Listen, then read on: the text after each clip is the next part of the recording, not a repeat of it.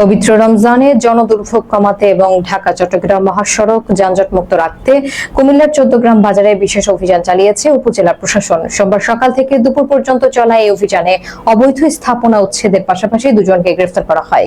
বিস্তারিত দেখুন ইমাম হোসেন শরীফের প্রতিবেদনে। ঢাকা চট্টগ্রাম মহাসড়কের গুরুত্বপূর্ণ পয়েন্ট 14 গ্রাম বাজারে যানজট নিরসন ও ফুটপাত দখলমুক্ত করতে কঠোর অবস্থানে নেমেছে প্রশাসন।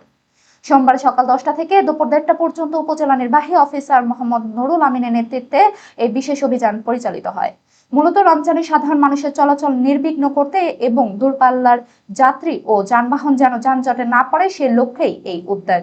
এর আগে মাইকিং করে সতর্ক করা হলেও অনেক ব্যবসায়ী রাস্তা দখল করে দোকান বসে রাখায় তাদের উচ্ছেদ করা হয়। অভিযান চলাকালে যমুনা, মদিনা ও চিতল পরিবহনের মতো বাসগুলোকে এলোমেলো পার্কিং করতে দেখা যায়, যার বিরুদ্ধে আইনানুগ ব্যবস্থা নেওয়া হয়।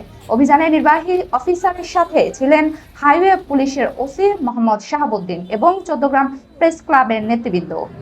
ইউএনএও মোহাম্মদ নুরুল আমিন জানান, ঈদুল ফিতর পর্যন্ত এই কড়া নজরদারি অব্যাহত থাকবে। মহাসড়ক দখলমুক্ত রাখতে এবং যাত্রীদের নিরাপদ যাতায়াত নিশ্চিত করতে হাইওয়ে ও থানা পুলিশ সবসময় সতর্ক অবস্থানে থাকবে বলেও তিনি হুঁশিয়ারি প্রদান করেন।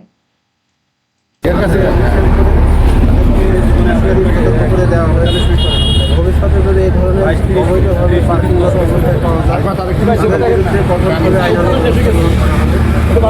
আন্তর্জাতিক যে বাসগুলো রয়েছে, মদিনা পরিবহন, তারপরে শীতল সহ অন্যান্য যে বাসগুলো রয়েছে তাদেরকেও সতর্ক করা হয়েছে। সেই বাসগুলোতে নির্ধারিত স্থান হায়দার মার্কেট, সেখান থেকে তারা যাত্রী পরিবহন করে তারা বিভিন্ন অভিমুখে যাত্রা করবে। আর এদিকে মাইক্রো